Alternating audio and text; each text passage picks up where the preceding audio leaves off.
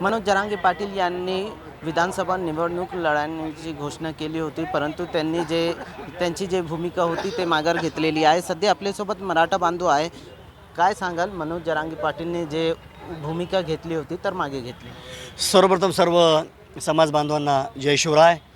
सन्माननीय संघर्षरत मनोज जरांगे पाटील यांनी जी भूमिका घेतली विधानसभेतून माघार घेण्याची, ती अतिशय योग्य भूमिका आहे. याचं कारण असं आहे, हा लढा सामाजिक होता.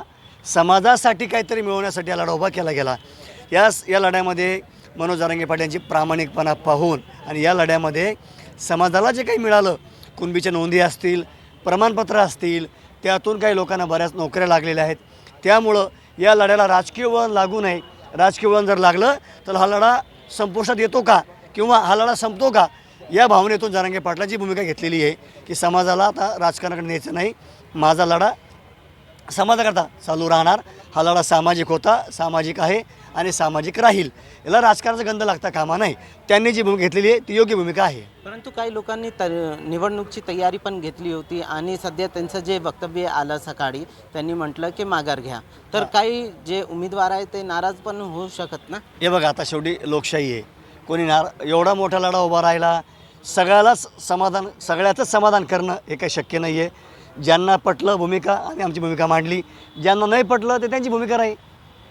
सध्या आपल्यासोबत ताई पण आहे. ताई, तुमचं काय वक्तव्य आहे? ते माघार घेतलेलं आहे मनोज जरांगे पाटील. काही प्रश्न असे असतात, सामाजिक असतात आणि इलेक्शन म्हटलं का सर्व जाती धर्माशिवाय आपण जिंकू शकत नाही. मग जे त्यांनी मिक्स समाजाचं करायचं ठरवलं होतं ते झालं नाही आणि मग त्यांना हा नुसता मराठ्यांच्या जीवावर हा निर्णय घेता आला नाही, तर आम्ही त्याला समर्थन देतो. खरं आहे, एका जाती धर्मामुळे कोणीही जिंकू शकत नाही. परंतु ताई, काही जे लोक आहे धर्मगुरू किंवा मुस्लिम धर्मगुरू आणि बुद्ध धर्मगुरू, त्यांची भेटीगाठी पण झाली होती ना. झाली होती, पण ते नंतर त्यांना जास्त कॉन्फिडन्स वाटला असेल त्यांच्या जातीचा, म्हणून ते काही आमच्याकडे आलेच नाहीत जरांगे पाटलांकडे. मग त्यांना हा निर्णय घेता नाही आला. 1 वर्ष झालेलं आहे मनोज जरांगे पाटील आंदोलन उपोषण करतात आणि परंतु सरकार जे आहे त्यांनी जे आरक्षण पाहिजे होतं ते दिलं नाही. तर सध्या काय भूमिका राहील तुमची निवडणुकीमध्ये? मागच्या 15 दिवसापूर्वी जरांगे पाटलाच्या बैठकीमध्ये मी स्वतः जरांगे पाटलाला बोललो की निवडणूक हा मराठ्याचा विषय नाही. सर्व पक्षामध्ये मराठी असल्यामुळं आपला उमेदवार निवडून येत नाही, एका जातीच्या नावानं आपल्याला उमेदवार निवडून येत नाही, असं मी ठणकावून सांगितलेलं आहे. आणि मागच्या 20 वर्षापूर्वी मी स्वतः अण्णासाहेब जवळे पाटील, शालिनीताई पाटलांनी मिळून सर्वात मोठा कार्यक्रम संभाजीनगरला घेतला होता. त्यानंतर क्रांतिसेना पक्ष स्थापन केला, पण तो पक्ष चालला नाही राजकारणात. तो मला अनुभव होता. तो अनुभव मी त्यांना सांगितला आणि आज मला आनंद आहे की त्यांनी योग्य निर्णय घेतला. त्यामुळे जरांगे पाटलाचं अभिनंदन केलं पाहिजे.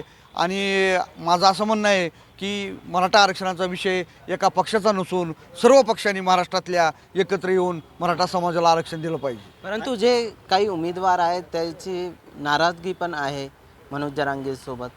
बिलकुल कुणाची नाराजगी नाही. जे राजकीयदृष्ट्या प्रेरित होते, ज्यांना राजकारण करायचं होतं, ते फक्त नाराज आहेत. पण ज्याला समाजावर प्रेम आहे, समाजासाठी काम करायचं आहे, अशा माणसाला बिलकुल ह्या निर्णयाचं स्वागतच आहे. तुमचं पण काय? असे महत्त्वाचं आहे की सन्माननीय संघर्षयोद्धा मनोज जरांगे पाटील यांनी आम्हाला जो आदेश दिला होता की ज्या मतदारसंघात जेवढे इच्छुक आहेत ते सर्वांनी फॉर्म भरा. मी सांगील कोणाचा फॉर्म ठेवायचा आणि कोणाचा फॉर्म काढायचा. त्यांचा आदेश आम्ही पाळलेला आहे. आम्ही फॉर्म भरला, त्यांचा आज सकाळी आदेश आला, फॉर्म काढून घ्या. मी फॉर्म काढून बाहेर आलेलो आहे. हां. आणि जे यंगस्टर आहे त्याला काय आव्हान करणार तुम्ही? समाज लढ्यामध्ये आपण जरांगे पाटील राहिलं पाहिजे.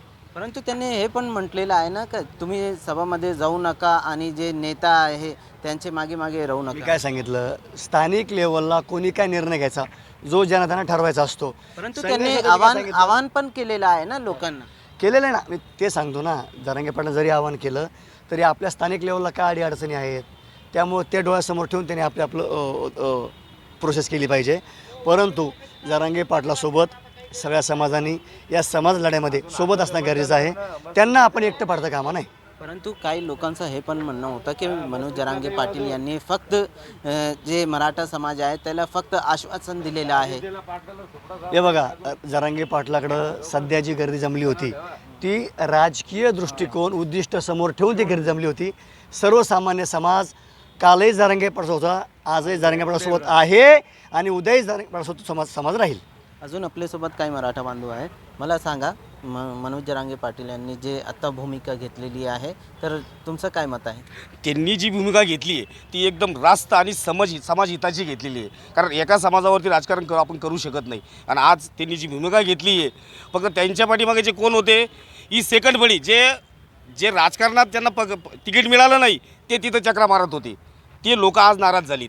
तो विषय नाही, पण जो सर्वसामान्य समाज आहे, जो आम्ही त्यांच्या पाठीमागे खंबीरपणे आजही उभा आहोत, कालही उभं होतो आणि भविष्यातसुद्धा उभं राहू. काल रात्री त्यांनी जे निर्णय दिला होता की लोकांना जे आपले विरोध आहे त्याला पाडायचं आहे आणि आपला उमेदवार पण उभे करायचा आहे, हेच अगोदर आम्ही संघटनेच्या माध्यमात त्यांना सांगितलं होतं का होय, आपल्याला राजकारणात येणं योग्य नाही आहे. आपण एक दबाव गट निर्माण करायला पाहिजे आणि तोच दबाव गट आज ठेवला आहे. त्याबद्दल त्यांचं मनपूर्वक अभिनंदन. त्यांनी लोकांचं पाडण्याचं पण आवाहन केलं होतं. नाही, आता त्यांनी जे काल जो निर्णय घेतला होता त्यांनी की 20 ते 25 जागेवर उमेदवार उभा करायचे, पण काही जातीय समीकरण जुळले नाही आणि एका जातीवर काही निवडून येणं शक्य नाही. त्यामुळे त्यांनी निर्णय बदललेला आहे आणि त्यांच्या निर्णयाचं आम्ही समर्थनच करतो. परंतु सध्या त्यांच्यासोबत काही लोक पण आहे, मुस्लिम बांधव पण आहे त्यांच्या पाठीमागे आणि बुद्ध समाज पण नाही आहे ना. मुस्लिम बांधव, बुद्ध बांधव आमचे हे सोबतच राहणार आहेत. ते काही 4-2 जे हातावर मोजणे इतके आहेत ते राजकारण करण्यासाठी आलेले होते. ते नसले तरी चालतील आम्हाला, पण जे आमच्या समाजावर जे मनापासून प्रेम करतात ते आमच्यासोबतच राहणार आहेत. परंतु त्यांचे जे काही उमेदवार आहेत ते निवडणुकीमध्ये उभे राहण्यासाठी खूप प्रयत्न पण केलेला आहे. हा, मग ते कसं आहे, ते समाजाच्या कल्याणासाठी ते तिथं नव्हते, ते त्यांच्या स्वतःच्या कल्याणासाठी तिथं आलेले होते. ते आता ते मावळे नाही, ते कावळे झालेले आहेत आणि ते आता उडून जाणार आहेत.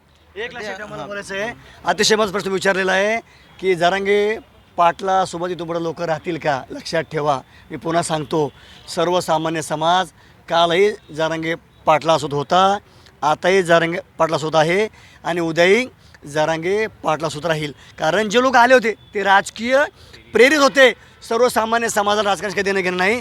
हा लढा सामाजिक होता, सामाजिक राहील. परंतु काही लोक असे पण आहे जे विरोधात काही आहेत. लोक- आता तीच वेळ आहे ना, लोक ओळखायची वेळ आहे ना. आता सोबत कोण राहील आणि सोडून कोण जाईल ही खरी वेळ आहे आता लोक ओळखायची.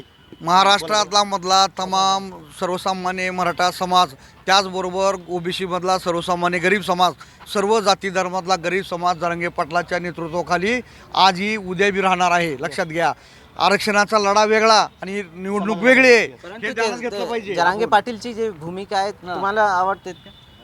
जरांगे पाटलाची भूमिका, त्यांनी जो निर्णय घेतला ती मला आवडलेली आहे. कारण माझं म्हणणं होतं की मग जरांगे पाटलांनी निवडणूक लढू नये, उमेदवार उतरू नये, ही माझी भूमिका होती आणि तेच त्यांनी घेतली. त्यामुळं मी त्यांचं अभिनंदन करतो आणि समाजहिताची भूमिका त्यांनी घेतली, त्यामुळे जरांगे पाटलासोबत आम्ही राहणार. अजून आपल्यासोबत मला सांगा, तुमची काय भूमिका आहे जे माघार घेतण्याचा ज्यांनी जे निर्णय घेतलेला आहे मनोज जरांगे पाटील यांनी, तुमचं काय म्हणणं? हे बघा, जरांगे पाटलांनी जो निर्णय घेतला आहे तो सर्व गरजवंत मराठ्यांना हा मान्य आहे. कारण समाजकारण आणि राजकारण ह्या दोन्ही वेगवेगळ्या गोष्टी आहेत. आमचा जो संघर्ष योद्धा मनोज जरांगे पाटील आहे, हे संघर्षातून जे मराठा समाजाला एकत्र केलं आहे हीच खूप मोठी गोष्ट आहे. 6 करोड समाज एकट्या जरांगे पाटील यांनी एकत्र केलेलं आहे. आणि समाजकारण, मी तुम्हाला आत्ताच बोललो, समाजकारण राजकारण या वेगळी गोष्ट आहे. आम्हाला थोडा वेळ कमी पडला आणि त्यानंतर जे गरजवंत मराठे होते ते आजही जरांगे पाटील यांच्यासोबत नेहमी आहे. आणि जे प्रस्थापित मराठे ज्यांना तिकीटं मिळाले नाही, काही ठिकाणून जे तिथं बरेच वेळ थांबले होते, जवळजवळ 40,000 उमेदवार, जसं काय कोणी म्हण की सरपंचाची निवडणूक आहे का, एवढे उमेदवार तिथं आज गाड्यांचा ताफा सर्व तिथं होतं. आणि फक्त वेळ कमी पडल्यामुळे आणि गरजवंत मराठ्यांनी जे संदेश दिला जरांगे पाटलांना की आपण निवडणुकीत उभे राहायचं नाही आहे, तर ते निर्णयाचे स्वागत त्यांनी स्वतः नाही घेता समाजाचा हित कसं राहील आणि समाज कसा एकजूट राहील यावरच त्यांनी ठाम मत ठेवलं. आणि समाजाचा विचार करूनच जरांगे पाटलांनी हा निर्णय घेतला. नाही हा त्याचा स्वतःचा निर्णय आहे. आम्ही गरजवंत मराठ्यांनी त्यांना अगोदरच सांगितलं आहे आपला राजकारणात जायचं नाही आहे. निवडणूकमध्ये मराठा आरक्षणचा मुद्दा राहील का, काय वाटतंय तुम्हाला? नक्कीच राहणार आहे. निवडणुकीच्या रिंगणामध्ये हा आमचा गनिमी कावा समजा तुम्ही, हा आमचा गनिमी कावा आहे. निवडणुकीचा मुद्दा तर राहणारच आहे. आणि प्रत्येक राजकारणाची आणि प्रस्थापितांची भुवया उंचावल्या आहे. हा निर्णय पाहून त्यांना झोपा येत नाही आता, कारण हा निर्णय इतका योग्य आहे. आम्ही ज्या पद्धतीने गनिमी गावा खेळणार आहोत, तो गनिमी गावात तुम्ही बघा काय होतं ते. आणि जे मुख्यमंत्री होते एकनाथ शिंदे यांनी महाराजांची शपथ पण घेतली होती आणि म्हटलं होतं की आम्ही आरक्षण देणार आणि 10% पण आरक्षण दिलेला होता. ती जी शपथ त्यांनी घेतली ती साफ खोटी अशी शपथ घेतली. त्यांनी समाजाचा काय विचार करून शपथ घेतली आहे? त्यांनी जरांगे पाटला कधी त्यांच्या ह्याच्यात त्यांच्याशी चर्चा केली का व्यवस्थित पद्धतीने? आज जर ते चर्चेला जर व्यवस्थित राहिले असते तर आज चित्र वेगळं राहिलं असतं. आमचा पूर्ण रोष हा भारतीय जनता पार्टीवर आहे की त्यांनी आम्हाला फसवलं आहे. निवळ भारतीय जनता पार्टी यांनी आम्हाला फसवलं आहे. आमचा पूर्ण गरजवंताचा रोष हा भारतीय जनता पार्टीवर आहे. पुढची भूमिका काय राहील तुमची? पुढची भूमिका अशी राहील की आम्ही आता आमच्या संघर्ष योद्धा मनोज जरांगे यांनी जो निर्णय घेतला आहे आम्ही त्याचं स्वागत केलेलं आहे आणि ते जे म्हणतील तेच आमचं धोरण राहणार आहे. हे आहे छत्रपती संभाजीनगरचे मराठा बांधव आणि त्यांची स्पष्ट भूमिका आहे की जे मनोजदादा जारांगे यांनी जे भूमिका घेतलेली आहे त्याचे पाठीमागे आहे. इसरात चिश्ती, मुंबई तक, छत्रपती संभाजीनगर.